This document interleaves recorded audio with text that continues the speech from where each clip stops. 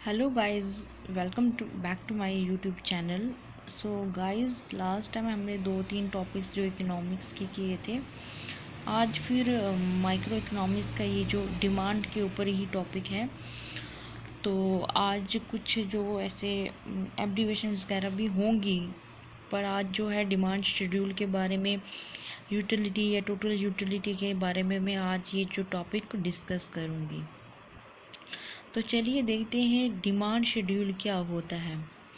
Demand schedule आपको पता ही है, ये एक ऐसी स्टेटमेंट होती है जो हमें क्या करती है कि कमोडिटी की क्वांटिटीज़ बताती है, जो डिमांड करती है। ऐसे कई लेवल जो प्राइस होता है एक गिवन पीरियड ऑफ टाइम, मतलब टाइम के तहत पे जो हमारी डिमांड होती है और डिमांड के तहत जो उसका प्राइस लेवल होता है वो एक स्टेटमेंट बयान करती है, डिमांड शेड्यूल। आया समझ? अब उसके बाद हम देखते हैं लॉ ऑफ डिमांड क्या होता है। आपने देखा होगा लॉ ऑफ डिमांड, जैसे मैंने यहाँ लिखा है, लास्ट टाइम भी दिखाया था कि ये एक ऐसा इन्वर्स रिलेशनशिप होता है हमारी प्राइस और क्वांटिटी डिमांड के तहत होता है। आपको पता ही है कि अब एक चीज़ है, अगर एक पेन होगा उसकी कीमत जो 10 रुपये होगी, तो डिमांड उस टाइम नहीं बढ़ रही होगी। कभी कभार ये होता है कि जब हमें किसी चीज़ की ज़रूरत पड़ती है तो हम क्या करते हैं कि हमारी जो डिमांड होती है बढ़ जाती है, जो उसका प्राइस होता है वो बढ़ जाता है। तो ये कहीं ना कहीं एक इन्वर्स रिलेशनशिप होता है। अब आपको ये भी पता होना चाहिए कि जो डिमांड कर्व है हमेशा उसका जो स्लोप होता है वो डाउनवर्ड होता है, मतलब लेफ़्ट टू राइट। अगर कल कोई ये क्वेश्चन आए कि मतलब कि डिमांड कर्व का स्लोप कहाँ होता है, अपवर्ड होता है, डाउनवर्ड, तो आपको याद होना चाहिए डाउनवर्ड होता है, या राइट से लेफ़्ट हो तो आपको याद रखना चाहिए लेफ़्ट टू राइट। अब जो लॉ ऑफ डिमांड के अंदर इन्वर्स रिलेशनशिप, जैसे आपको पता है, ये क्वालिटी होता है, क्वालिटेटिव होता है, ना कि क्वांटिटेटिव होता है। इसके अंदर ऐसा कोई प्रोपोर्शनल रिलेशनशिप नहीं होता और ना ही ये वन साइडेड होता है। आपको पता ही है डिमांड और प्राइस का आपस में इन्वर्स रिलेशनशिप रहता ही है। अब कुछ है रीज़न, एक्सेप्शनेशन या वांट्स, जो हम देखते हैं हमारी कितनी अनलिमिटेड होती है। अब आपको ये भी याद रखना पड़ेगा कि इसकी दो अप्रोचेज़ होती हैं, एक होती है कार्डिनल अप्रोच, दूसरी कौन सी होती है, ऑर्डिनल अप्रोच। अब आपको ये क्वेश्चन जब आएगा तब आपको याद रखना होगा कि कितनी अप्रोच होती है। तो दो तरह की होती है, एक होती है कार्डिनल, दूसरी होती है ऑर्डिनल। अब हम पढ़ते हैं कि यूटिलिटी क्या होती है। यूटिलिटी एक, आप ज़रूरत भी कह सकते हैं इसको, ये एक ऐसी पावर होती है कम्युनिटी की जो कहीं ना कहीं जो एक इंसान चाहता है उससे उसको सेटिस्फेक्शन मिलती है। अगर हमें कोई चीज़ चाहिए होगी, वो चीज़ हमें पूरी मिल रही होगी, तो उस चीज़ को हम यूटिलिटी कहते हैं। अब टोटल यूटिलिटी क्या होता है, अब ये भी वही है जिससे हमें एक साइकोलॉजिकल सेटिस्फेक्शन मिलती है। जब हम कोई भी चीज़ कंज्यूम करने के बाद, कोई भी गुड्स, तो वो जो चीज़ हमें सेटिस्फाई मिल जाती है, एक साइकोलॉजिकल हमें लग जाता है कि हाँ ये चीज़ है।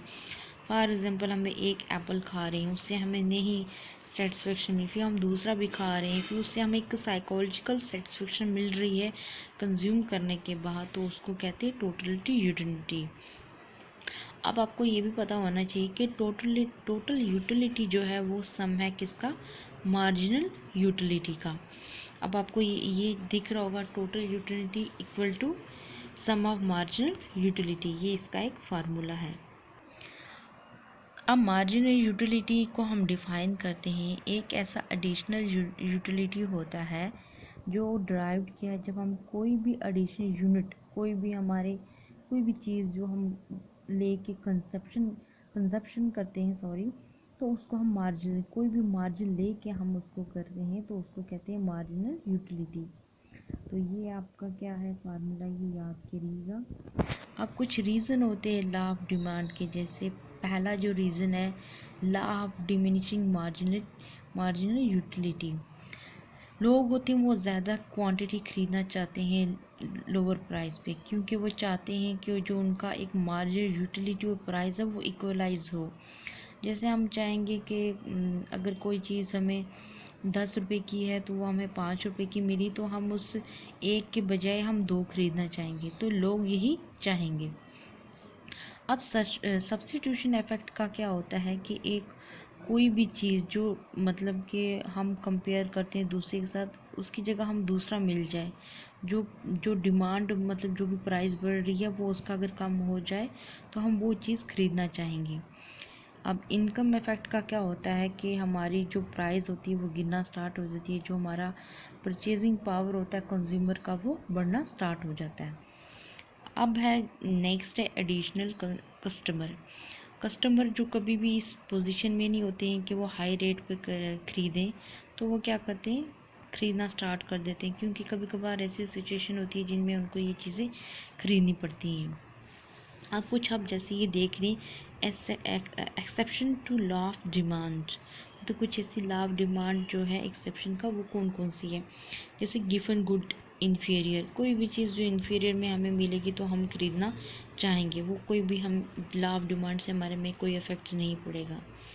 नेक्स्ट जो है conspicuous goods, prestige value show off, मतलब कुछ ऐसे लोग अमीर होते हैं, अगर उनका प्राइस लेवल बढ़ भी जाता है तब भी वो उस चीज़ को खरीदेंगे। एक मिडिल क्लास की लोअर क्लास वाली फैमिली वो नहीं खरीदना चाहेगी, फिर भी वो उस चीज़ को लेना पसंद करेंगे। नेक्स्ट है नेसेसिटीज़, जैसे हमें पता है कि चावल, ये चीनी, ये नमक वगैरह ये हमारी ज़रूरतमंद चीज़ें हैं, तो ये हमें खरीदनी ही खरीदनी होती है, अगर इसकी प्राइस बढ़े या घटे। फिर उसके बाद है fear of shortage in future, हमें कभी कभार ये रहता है जब कभी सिचुएशन ऐसे माहौल ख़राब हो जाते हैं तो हम लोग इस डर की वजह से हम वो क्या करते हैं, हम प्राइस वगैरह का देखते नहीं ना डिमांड का, तो हम वो चीज़ें खरीदना कर देते हैं। उसके बाद इग्नोरेंस ऑफ कंज्यूमर, अब किसको नहीं कंज्यूमर को पता होता कि वो क्या चीज़ कितनी में है, कितनी दी जा रही है, तो वो उस चीज़ को लेना खरीदना स्टार्ट कर देता है। नेक्स्ट आता है फैशन रिलेटेड गुड्स, कुछ कुछ चीज़ें ऐसी होती हैं जैसे लड़कियों के ट्रेंड में कोई भी चीज़ आई है मार्केट में, तो वो चीज़ भी कहीं ना कहीं हमारी लॉ ऑफ डिमांड में अफेक्ट करती है।